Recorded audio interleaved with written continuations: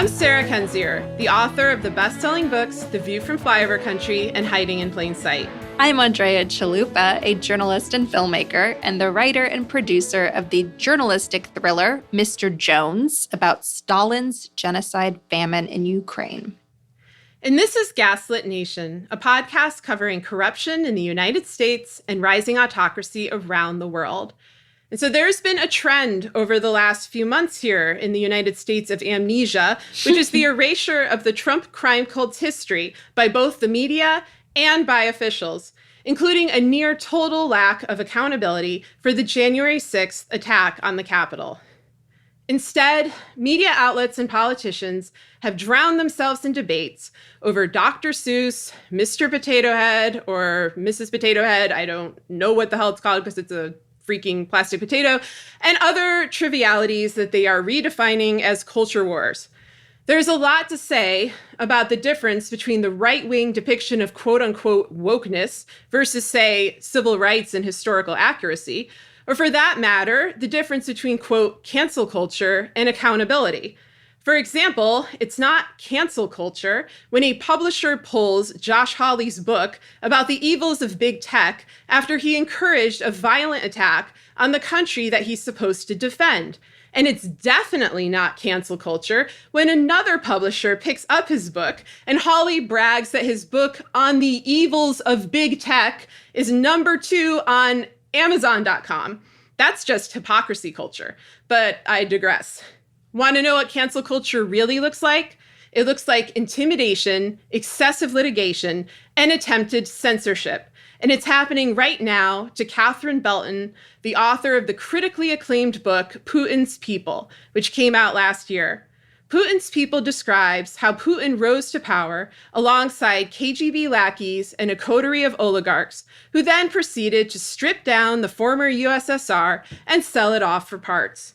Notably, Belton extends her analysis into the role of the West, discussing how oligarchs from the former USSR moved into the US and Europe and used their geographic perch not only to strengthen Putin, but to enable the destruction of Western institutions from within. This is the story of, as we always say on Gaslit Nation, transnational crime syndicates masquerading as governments. So what is happening to Catherine Belton now? She is being sued for defamation by some of the most powerful oligarchs in the world. This is an act not only meant to intimidate Belton, but to intimidate anyone reporting on oligarchs and mafiosos. And the timing of it, after Putin ally Donald Trump left office and Russia's authoritarianism increased in turn, is notable. We have a lot to say on this, but first, let's run down who exactly is suing Belton. So first we have Mikhail Friedman, a citizen of Russia and Israel who co-founded Alfa Bank. You may recall Alfa Bank as the bank named in investigations of illicit activity between Trump and Russia during the 2016 election, as well as its connection to Russian operative Maria Butina and the NRA. Alfa Bank was the subject of FBI investigation, although all those inquiries seem to have been dropped, probably because Friedman sues anybody who talks about it. In 2018, the U.S. Treasury Department put Friedman on a list of figures with ties to the Kremlin. Like many oligarchs, Friedman launders his reputation through charitable donations, including to the Russian Jewish Congress, the European Jewish Fund, and Israel's Genesis Fund, as well as through positions in prestigious groups like the Council on Foreign Relations, other members of which included Jeffrey Epstein, who laundered his reputation in a similar fashion. And for more on this, you should listen to our interview with Jennifer Taub, the author of Big Dirty Money, where she talks about how oligarchs and plutocrats from around the world engage in this kind of reputational rehab. And so then, another oligarch suing her is Roman Abramovich, who we've covered on this show several times. Like Friedman, Abramovich... Ivanka is good friends with his ex-wife, who came to the inauguration as Ivanka's guest. Yep, sorry, continue. Exactly. Oh no, we're welcome to weigh in. Like Friedman, Abramovich is a citizen of Russia and Israel, and is in fact now the richest person in Israel. He became an Israeli citizen in 2018 after the UK refused to renew his visa following the Skripal poisonings, which was the murder and attempted murder of British citizens on UK soil by Russian assassins. Until then, Abramovich had long been a prominent figure in the UK due to his ownership of the Chelsea Football Club. Like oligarchs and mafiosos that came before him, most notably Russian mafia head Semyon Mogilevich, Abramovich used Israel's right of return rule to get Israeli citizenship that allows him to circumvent legal limitations imposed on oligarchs like him in the West. So this is a very, very powerful guy. This is one of the most powerful people in the world, and it must be horrific for Belton to be targeted by him. Abramovich is a winner of the aluminum wars of Russia's brutal 1990s, and he is allegedly the person who suggested to Yeltsin that Putin be brought to power.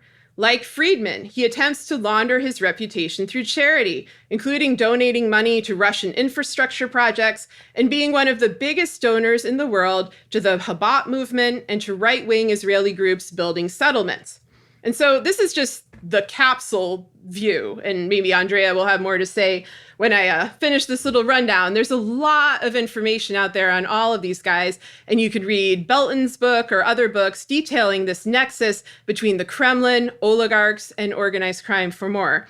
Anyway, moving along, Belton is also being sued by Rosneft, the Russian oil megacorporation that has come under investigation for numerous environmental and financial controversies, including violation of anti-monopoly legislation, to put it lightly. Like everyone else I just mentioned, Rosneft tried to launder its dirty reputation by buying European football clubs and making massive charitable donations, but they still ended up being sanctioned by the West.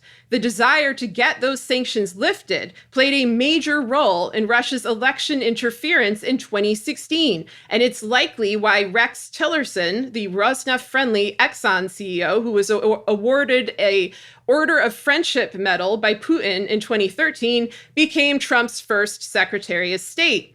And finally, we have a lesser-known individual, Shava Chigaritsky, another oil and real estate tycoon who has been under investigation for a multitude of crimes, including tax evasion, spousal abuse, and sexually abusing his own daughter when she was a child. The now teenage daughter has told courts that she wants nothing to do with him. Like Abramovich, Chigaritsky became a citizen of Israel after having to leave London after falling under investigation, and he also was for a while a resident of the United States. Like the others, they are treated as untouchable in multiple courts of law.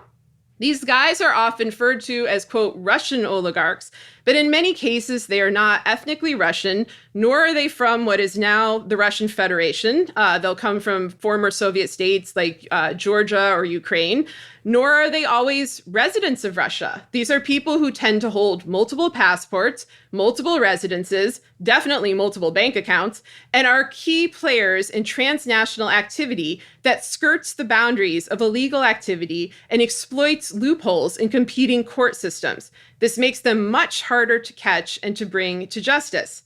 They got their start, however, by garnering Kremlin support during the turbulent 90s and consolidating that support alongside Putin in a symbiotic and deeply corrupt relationship. Anyway, that's the group of dangerous elites who are suing a lone author for her investigative work.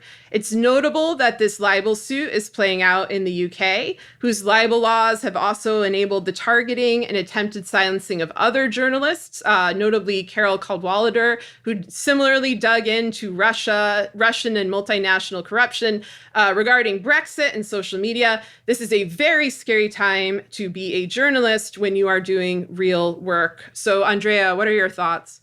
I mean, that's the real censorship. This is the same classic story with Tucker Carlson in the United States screaming about censorship or how oppressed he feels, even though he's got massive job security with his own primetime cable news network and the protection of his boss, Lachlan Murdoch, who shares his far-right extremist views, his Nazi dog whistling and all of it. So it is the danger that we're up against, which is when you have historic levels of income inequality, whether it's in the United States, which came extremely close to becoming a kleptocracy should Donald Trump have stolen the 2020 election, stayed in power. Obviously, you have this historic levels of income inequality in Russia as well, and other closed societies and struggling democracies like Ukraine. And what happens there is with oligarch-owned media, with an oligarch class, the civil society, the people in the grassroots, the journalists, the editors, the writers, the artists, they have to struggle against their own self-censorship, which is extremely difficult to do because you have to choose between speaking the truth and saying what needs to be said for the good of your society, keeping things fair and open, fighting for human rights and equality, protecting lives, actual lives that hang in the balance of the most vulnerable. And, whether putting food on your table or staving off a destructive lawsuit that could bankrupt you or a prison sentence in some countries. We've seen a climate that's become increasingly dangerous worldwide towards journalists, towards activists. This is happening right here in the United States. So part of fixing income inequality is protecting freedom of speech. Because the more fair things are for everybody, the more opportunities we all have to rise up, the stronger the social safety net for all of us, the more communal of a spirit you're going to be fostering. And you're going to be defanging these powerful people from weaponizing their wealth against you through lawsuits, through harassment, through black ops, that they could hire these firms to investigate you, as they did with Ronan Farrow and in the investigation of Harvey Weinstein and others. So again, if you want to have free speech, free media, a free open mind in society, artists feeling safe, journalists, independent thinkers feeling safe and able to say what needs to be said for the good of all, you need to confront and fix the historical levels of income inequality. And that is a global fight against corruption wherever it may be found. Yeah, it's surreal to see the sorts of things people are arguing about here, which are often in this realm of triviality. When you look at what's happening to Belton, when you look at what happened to Ronan Farrow, I wonder, I feel like we're in a different era. And some of this is like what we talked about last week with paywalls going up and the actual investigative journalism, the sort of dangerous journalism that's being done is often not revealed to the public. It's often very hard to get. And then, of course, a bunch of gossip and lies and propaganda is circulating freely. But I think there's also just been a drop, like an unwillingness to really root out the corruption at its core. Like I look at Ronan Farrow's Catch and Kill, and I think that couldn't get published today. And I look at Catherine Belton's, at Putin's People, and I think that probably couldn't get published today. And I look at my own book, Hiding in Plain Sight, and I'm like, that can't be published today either. And like the sort of the commonality to this is that, I guess with the exception of Weinstein, for Ronan Farrow's book, like the bad guys won. They've gotten away with it. The fact that Tucker Carlson is surging is an example of this. Like there wasn't accountability for the crimes. Mueller didn't come through. Congress didn't come through. They haven't even acted on capital attacks. And because of that, the ambiguity about, well, who's really the troublemaker here? Like who's really the bad guy? It becomes the journalists. It becomes the people who are digging in to these massive acts of corruption with almost no institutional support. A lack of support from our government, a lack of support from publishers who get scared off by these types of lawsuits, these sorts of threats, just the sheer volume of power, the fact that these are billionaires, these are people who control so much of the world's economy that it's really a David and Goliath situation. And, David's getting trampled here. And I don't know what that means. It's, I think people they're indulging in these really silly arguments. And like, for example, of a silly argument, it's like, there've been numerous Substack debates among like major well-known figures about whether saying that you're tired on social media is some act of performativity and some grand statement about where you are in the political spectrum, instead of simply saying like you're tired for whatever reason, you didn't sleep well last night, it's a global pandemic, whatever. Like that's the kind of thing that people are writing these weird think pieces and having these weird debates about. And meanwhile, it's like we have rising autocracy and mafia states actually targeting journalists, making it impossible for them to work, making it, putting them in jeopardy. Like we've had so many people on this show whose lives have been put in jeopardy. We just had Yada el-Baghdadi, who has been in that situation. And it's just, I don't know. It's so utterly surreal to me, because you see who's winning. Unholy, like I mentioned in the beginning, is a prime example of that. Like, oh, cancel culture. Like they wouldn't publish my book after I tried to commit a seditious, illegal, violent act. And then they did. And it's like, it's about how bad big tech is, then he's bragging about how big tech is helping him sell it. And it's just so transparent. It's so blatant. Yeah, and the thought police is the thought police. Yeah, they are the perennial victims. And so, yeah. If you read the Idaho Legislative Act of trying to ban critical race theory, it's so controlling. It's like, you will not think this, you will not think that, you will all be united. God damn it. It's like fascist 101. You know what I mean? It's like, so I know Sarah and I have had our conversations privately about how cancel culture is a thing.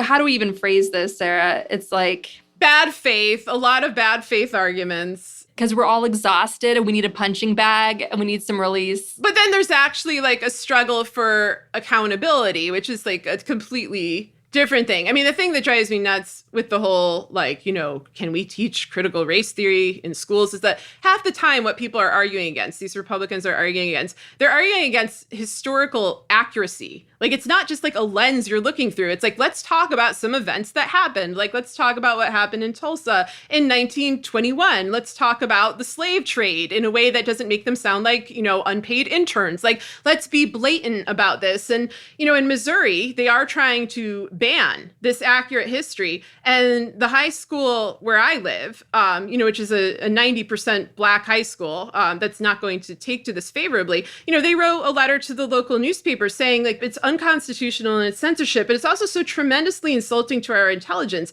that you think we would just read something like the 1619 Project and we would just absorb it uncritically, that we would not have the capacity to analyze it, question it, challenge it if that's what we wanted to do. Like, that's the thing that's so revealing to me about the GOP side of this, is that they assume anyone who reads some sort of critical text, a text that is critical of interpretations of white history, or that merely points out white mob violence in the past, that everyone is going to have an identical opinion, that there's not going to be rigorous debate. It's like the point of this is rigorous debate, and young people are capable of it. But I think because the GOP falls in line like an authoritarian cult, and all of their members are too afraid to speak out and deviate, and the ones who do, like Liz Cheney is doing right now, are ostracized for it, they assume that's how everybody else thinks, that we all, voluntarily are signing up for like Camazotz, like in A Wrinkle in Time. And it's not, it just isn't. And anyway, we should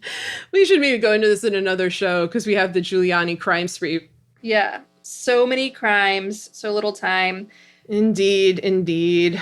I just want to point out that, because this is historic, Idaho became the first state to ban critical race theory, which makes me think we need to airlift a bunch of books across the state of Idaho and do some educational freedom riders, like the Magic School Bus, like get the Magic School Bus out there and just teach people about human rights and the long authoritarian history of the United States, that what came out of the mass genocide of Native Americans and the Holocaust of slavery. So we will be talking more about that in other episodes. So back to the crime spree that is Giuliani. Oh, yes. And back to talking about whiny criminals who portray themselves as victims. So Rudy Giuliani, as you know, was raided by the FBI last Wednesday in what was a long overdue investigation into his illegal activity and his refusal to register as a foreign agent, which is something senators like Elizabeth Warren were bringing up in 2018 in an official capacity in a letter from the Senate. And of course, this was all revealed to the world during the impeachment hearings in 2019. And this is another reason I feel like we're living under, collective amnesia, because we have discussed all this. You already knew all this. They just didn't do anything about it. So maybe y'all forgot. Anyway, the FBI is reportedly investigating claims that Giuliani pushed to oust Ambassador to Ukraine Maria Yovanovitch on behalf of Ukrainian government officials in exchange for information on Biden family business dealings in Ukraine, in particular Hunter Biden. This is, of course, extremely illegal. And this was also a plan that Giuliani revealed in real time, like as he was committing the crimes. And we covered this in real time. We had an episode in May 2019 called Will Giuliani Be the Manafort of 2020? And the answer is yes, he will. And then we did a follow-up episode called Dirty Giuliani. And it's like, what the, this was just out there. And I'll just have one thing to say before I'm going to turn it over to you to explain to our audience yet again what Giuliani did in Ukraine. But, now there's all this hullabaloo about, I think it's the New York Times, the Washington Post, and NBC News all having to issue a retraction because they initially reported that the FBI warned Giuliani that he was being targeted for a Russian influence operation. And when I saw those headlines saying that, I just started laughing. Like, I knew a retraction was on the way, because it's like, he's not being targeted. He's been part of the operation the entire time. And I'm going to go into this. Like, he's been involved in this for decades. It's like basically, Rudy Giuliani volunteered as tribute and then got promoted to game master in America's Hunger Games. Like, that is what happened. Like, what is the FBI going to say? The FBI that had two former heads, as we mentioned many times, William Sessions and Louis Freeh, go on to work with the Russian mafia. And Freeh directly was a supporter and backer of Giuliani. Like, this is all one network. Like, are they going to warn him by giving him a high five? Or are they going to warn him by being like, good job, man, keep it going, Trump 2020? I mean, if they talk to him at all, I feel like that's probably what happened. And again, I don't understand why Christopher Wray is there. I don't have enormous faith that anything is going to really happen with this, just like it's not really happening with Matt Gaetz. But anyway, we should probably do a little refresher for our audience about why Giuliani became the Manafort of 2020. And so I'm going to pass it over to you. Yeah, because the money's good. Yeah. When you're, it's like a lot of job security Very if you're going to work for blood money. There's plenty of clients in that sphere. Manafort left a vacuum in the market, and Giuliani essentially filled it. That's what happened. And yeah, I agree with you that Washington Post, New York Times, and NBC News walking back that story where, the FBI briefed Giuliani about being the target of a Russian disinformation campaign, and he simply didn't care because, well, yeah, it's hilarious. Right. But I also want to say is we briefed Giuliani about the fact that he was very much part of a Russian disinformation campaign. We had several shows about it.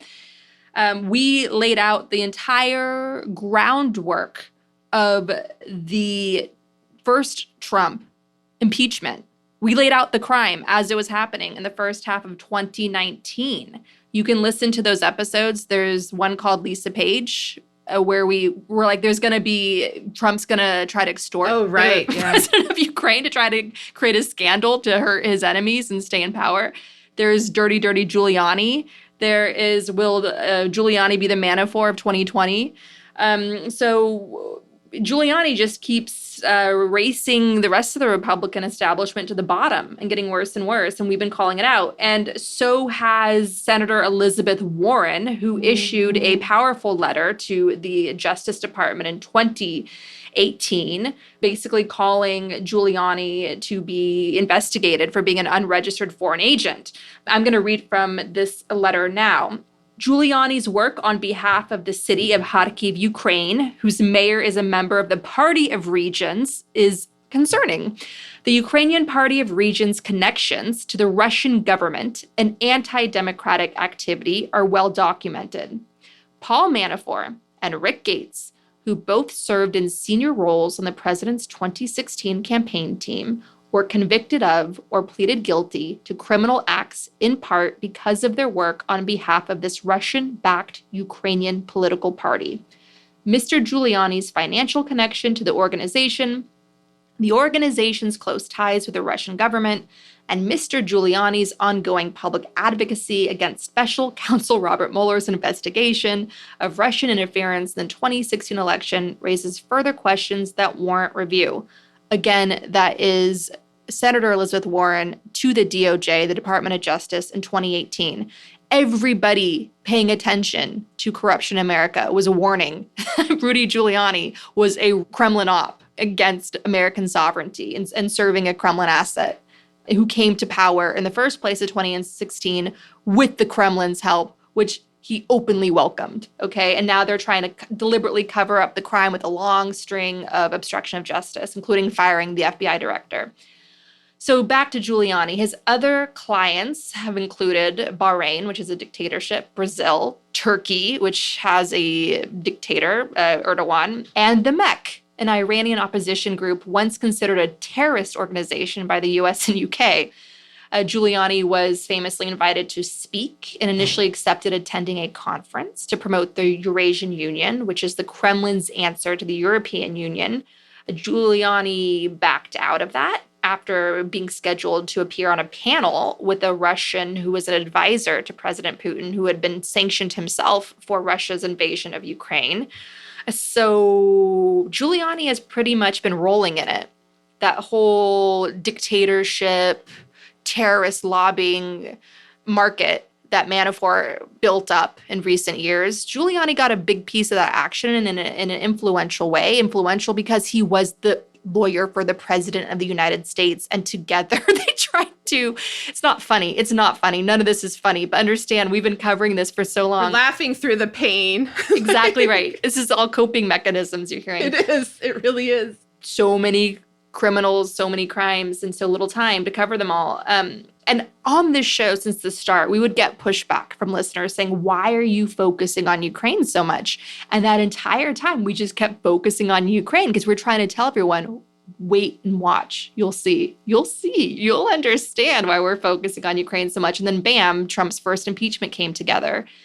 And so basically, Ukraine mirrors the U.S. in some ways. So there's, big levels of income inequality, a lot of oligarch-owned media. You've got a strong civic society, organizing, strong independent journalism that's fighting against all these forces. And you have these totally immoral characters that will do anything for money, like Giuliani and Manafort. And you have their Ukrainian counterparts, and they all get together to commit crimes. And they're all essentially working for the interests of the Kremlin and Mitch McConnell, because those two forces, the Republican Party that Mitch McConnell represents, I don't care about whatever talk there is of a civil war. There's no civil war. They're all cut from the same cloth. Birds of feathers flock together. Mitch McConnell, Republicans, and Kremlin, they're all working to enrich themselves and live above the law and to make as much money as they want at the expense of anyone and anything, the environment, people's rights, doesn't matter. They just want to make money and live above accountability. That is what brings them together. It's just a simple story of corruption. So keep that in mind.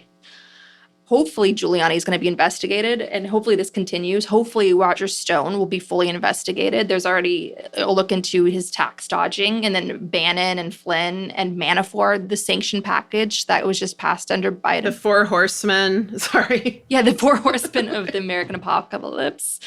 With this huge sanctions package against Russia that Biden just passed, they came out and said that Manafort was colluding with the Kremlin by giving sensitive U.S. polling data in 2016 to a known GRU agent who was his longtime associate. And he knew what he was doing when he did that. So that was a confirmation of collusion. So all of this is to say that pardons don't matter now when new crimes are coming to the surface and new investigations are surfacing. And the big message for the Biden administration today is, if you're serious about fixing economic struggles in America, if you're serious about fixing economic inequality, if you're serious about tackling essentially what is corruption, legalized corruption that creates all this unfairness in our economy, if you're serious about that, you have to go after the criminals that are benefiting from this system and worsening this system. And those are the names I just listed. And Kushner. And Ivanka. I was just, you are stepping all over my gown. I was just going to say, do not just go after the low-hanging fruit. I know there might be a tendency to clutch one's pearls because there's just so many criminals, but that's because the crime was enormous and the operation required a lot of criminals. They full-on worked together in a coalition of corruption to come to power in 2016. And they did it in tipping the Brexit scales as well. Brexit and Trump are the same crime. So of course you're going to have a lot of criminals because the crime was enormous. They stole the most powerful office in the world, okay? They stole the seat of power on the planet. And they abused it to enrich themselves and create all this damage, and hundreds of thousands of lives were lost in the process, okay? These are real criminals, and we deserve justice for what they have done. Do not hold back just because it might be shocking to some and send headlines around the world if you arrest all these people who deserve to be investigated and indicted. The big test that whether justice will be served is not if these low-hanging fruits get picked off, like Manafort, Stone, Bannon, Giuliani. It's if Ivanka and Jared, who were the heart and soul of the Trump campaign, the nucleus of the Trump campaign, and the transition team. The transition team, which Michael Flynn said told him to call the Russians, right? Mm-hmm. So if you go after Ivanka and Jared, who were the de facto president of the United States along with Trump, they were running that government with him. If you go after Ivanka and Jared, do not hold back. Do not hold back. They deserve to be investigated and indicted for their long list of corruption and criminality. They are at the center of this. And the low-hanging fruit coming up again and again, the Kremlin clown car, we're getting tired of covering that. We need to get real justice here. And you're not going to give it to the American people until you bring down the heart and soul of the operation, which was Trump, Jared, and Ivanka, the unholy trinity. Yes, very well said. And I 100% agree. And to get deeper into this morass of criminality, just, so every week we write this like kind of loose outline of, what are we going to talk about this week? And then we completely ignore it. Yeah, occasionally we completely ignore it. But just to make sure, we have our facts right, we have our dates right, et cetera. This is the longest outline. And it literally is just a list of horrible things that Rudy Giuliani has done. And it goes on and on and on. And I'm not sure we're going to fit it all in. But, it's just, this is a guy, a lot of people recently have been like, what could have brought about this change in Giuliani? And, how did he transform from America's mayor to this? It's like, he has always been this. And so I'm going to break down that, Giuliani's history of enabling crime and enabling Trump, which go hand in hand. So first of all, I will start out with Trump has always surrounded himself with criminal lawyers, like very Better Call Saul style criminal lawyers. Among the previous lawyers who were indicted was his mentor, Roy Cohn. Also, Michael Cohen was indicted. Trump has also been represented by Alan Dershowitz, who was accused of raping a teenager procured by Jeffrey Epstein. And now Dershowitz, of course, is speaking out on behalf of Giuliani and defending him. During his second impeachment hearing, Trump was represented by David Schoen, who said this is a quote from him, "I represented all sorts of reputed mobster figures, the alleged head of the Russian mafia in this country, Israeli mafia, and 2 Italian bosses, as well as a guy the government claimed was the biggest mafioso in the world." So wow, congrats. Schoen was also the last person to see Jeffrey Epstein before Epstein was proclaimed dead. So this is the type of legal crew that Trump runs with. And obviously, Giuliani fits right in that mix. And, you can look at all the other lawyers surrounding him, Victoria Toasting and whatnot. You'll find the same pattern over and over. Second, the America's mayor thing was a complete fluke. Giuliani was always a controversial and brutal figure in New York City. He was beloved by racists, Wall Street, and police who like to beat up or kill innocent Black people and get away with it. By the time 9/11 hit, Giuliani was a washed-up scandal magnate, best known at that time for cheating on his wife. And I know this because I worked at the New York Daily News at that time, and one of my jobs was to create, quote, Rudy and Judy packages for the new thing called the internet to go on the New York Daily News website. So I got to just write endlessly about Rudy Giuliani's sex life for like months on end. And, every job I've had since has been an improvement, even this one where I talk about organized crime and autocrats all the time. Anyway, speaking of organized crime, we'll step back a bit.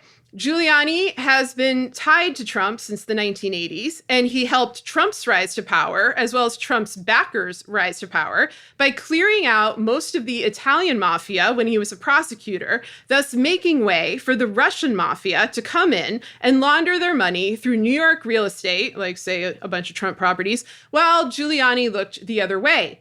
In the 1990s, the FBI had begun an investigation of the Russian mafia, and this is described in Robert I. Friedman's book, Red Mafia, which is highly recommended.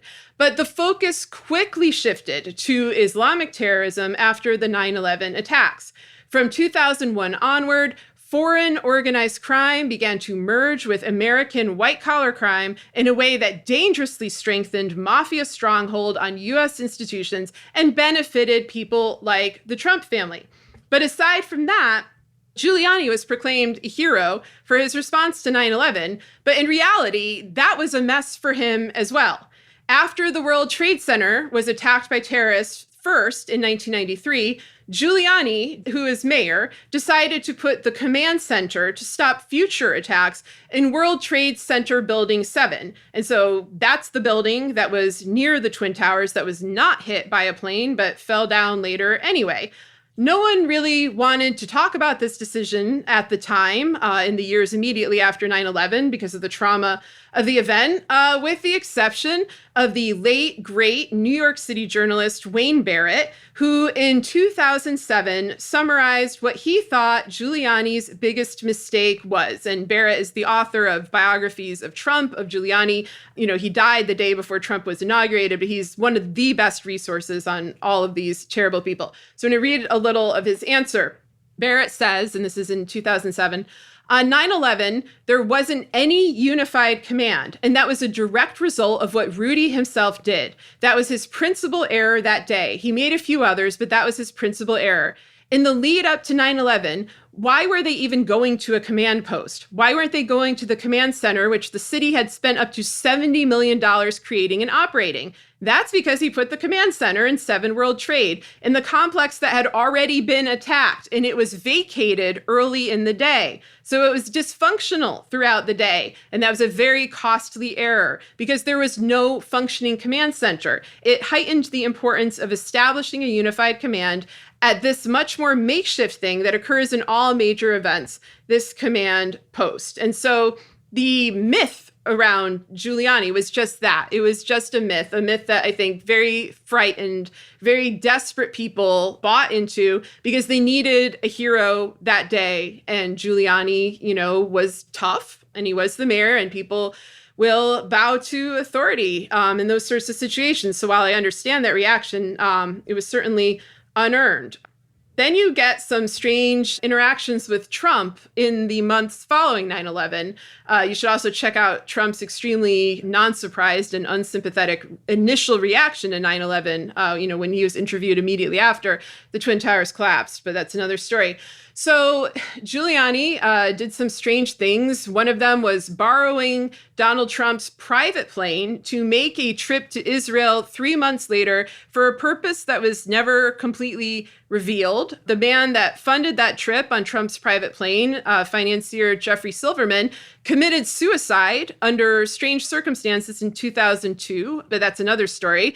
The reason I'm bringing this up is that this is just another odd incident in the long relationship between Giuliani and Trump, which shows Giuliani's willingness to insert Trump, then a private citizen, into state affairs. And then you see the exact same thing happening in 2016 when Trump starts to insert Giuliani, now a private citizen himself, into state affairs when he becomes the president. So they have had this kind of dynamic for 30 years. And, I think I will read one more thing, then I'll hand it over to Andrea. I want to emphasize how far this connection and this really kind of grotesque relationship goes back. So again, I'm going to turn to reporter Wayne Barrett, who says that, unsurprisingly, Trump and Giuliani met when they were streaming organized crime together in the 1980s. And I'm going to read from a 2016 article that Wayne Barrett wrote for the New York Daily News. He says, Rudy and Donald first got together in the late 1980s, shortly before Donald became a co-chair of Giuliani's first fundraiser for his 1989 mayoral campaign, sitting on the Waldorf dais and steering $41,000 to the campaign. A year earlier, Tony Lombardi, the federal agent closest to then U.S. Attorney Giuliani, opened a probe of Trump's role in the suspect sale of 2 Trump Tower apartments to Robert Hopkins, the mob-connected head of the city's largest gambling ring.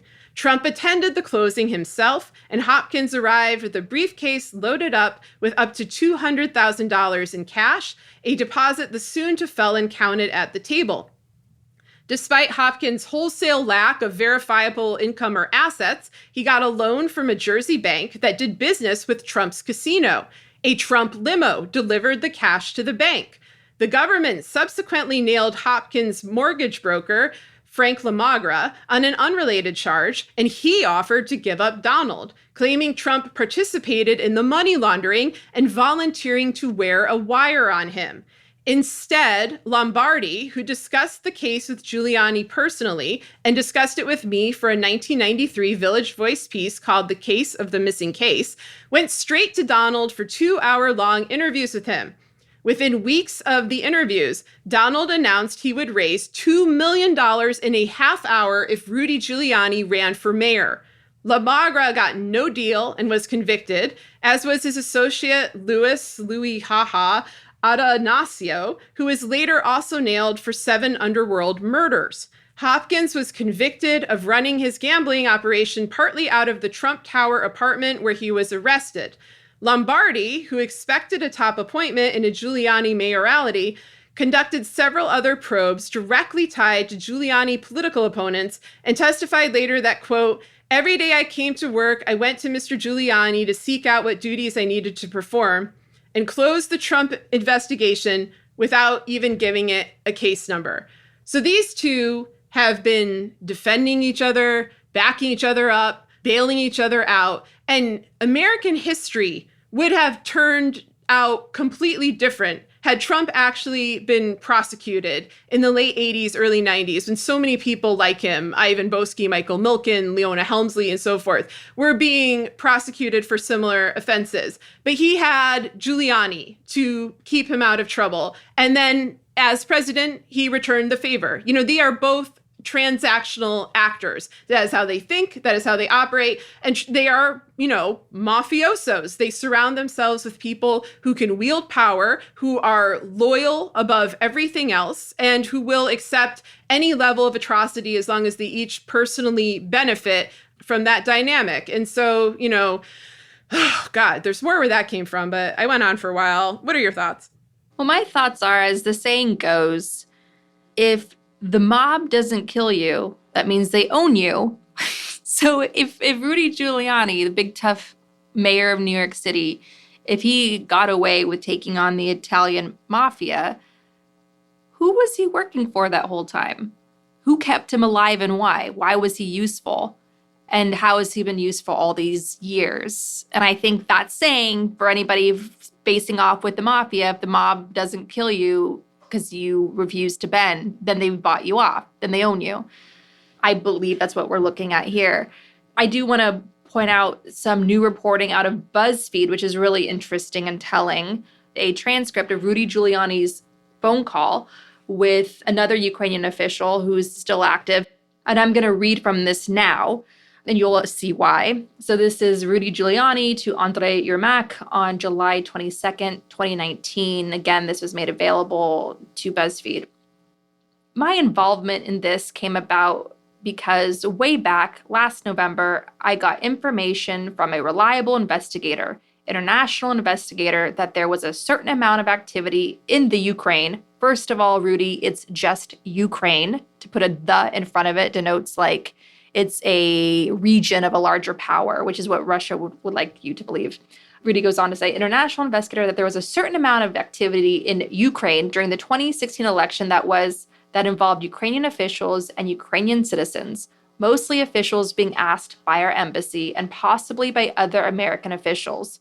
Basically, the statement was to produce dirt on then candidate Trump and Paul Manafort, and that just to shorten a big, long thing, over a course of about 4 or 5 months, they did produce information about Manafort and about the Trump campaign, and even possibly about Trump. And that it was the most prominent thing being this black ledger of Manafort's, which was found on the doorstep of a parliamentarian and then delivered to the embassy, the FBI, I think Ukrainian Inspector General, and also given to the press. And it was one operative of the Democratic National Committee, a woman named Chalupa. That should be my sister's memoir, A Woman Named Chalupa. It should be. Story of a long-suffering patriot. But yeah, so this is the transcript of Giuliani's call with the Ukrainian official Andrei Yermak. Yermak is the current chief of staff of the president of Ukraine. So what's amazing here is everything you just heard with my sister being targeted, with the investigators of Trump's corruption and criminality and Paul Manafort's corruption and criminality, all that, the investigators being investigated, right? That was the theme of the Trump years, of his rising autocracy. That whole thread began with, as far as I know, as far as we've seen in our reporting, that whole thread began with the Kremlin, BuzzFeed in early 2017 publishes the Steele dossier, and immediately on the heels of that, Putin's Sean Hannity, his chief propagandist, does this big TV special about how my sister, Alexandra Chalupa, a independent contractor who's working on ethnic outreach for the DNC in 2016, how she basically invented this whole Russiagate scandal. That was a story. And I even make a cameo in there as her accomplice. And that was this whole thread of blaming her. That starts. And then it picks up with Ken Vogel's piece in Politico, trying to paint my sister as interfering in 2016. And they use some dodgy source who's now currently himself under investigation. That was Ken Vogel's source. Ken Vogel's piece is used relentlessly in Trump's defense in the first impeachment case. And Manafort keeps pushing it, and Giuliani keeps pushing it, and Senator Ron Johnson, another Kremlin mouthpiece in Congress, keeps pushing it. So the point is, we've seen open coordination and collusion by the Republican Party and the Kremlin out in the open. The FBI did not need to warn anybody personally. It was all out there this entire time, and we need accountability for it. And these criminals, these traitors to our country, need to be locked up. And the system that has empowered them this long needs to be reformed for the good of everybody.